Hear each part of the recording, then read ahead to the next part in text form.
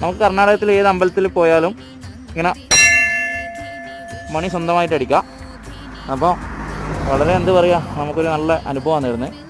അവിടെ ദേവീൻ്റെ ഇവിടെ പൈസയും കാര്യങ്ങളെല്ലാം. ഇവിടെ ഒരു പൂജാരി ഉണ്ടാവില്ല, പൂജാരിനെ ഇപ്പോൾ കാണുന്നില്ല. ഇവിടെ ഒരു കാൽപാദം പോലെ 2 കാൽപാദങ്ങളുണ്ട്. അതിൽ ഫുള്ള് നമ്മളെ കുങ്കുമവും കാര്യങ്ങളൊക്കെ ഇട്ട് വളരെ ഒരു വൈബ് അമ്പലം തന്നെയാണ് എന്തായാലും ഇത്. അപ്പം അതിൻ്റെ തൊട്ട് ഓപ്പോസിറ്റായിട്ട്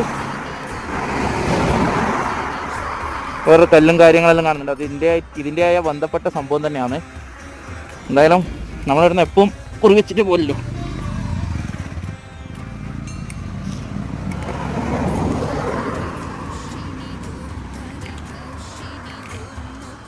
അപ്പോൾ ഈ അമ്പലത്തിൽ നമ്മൾ വരുമ്പോൾ എല്ലാം വരുമ്പോൾ എപ്പോഴും കയറുന്നതാണ്.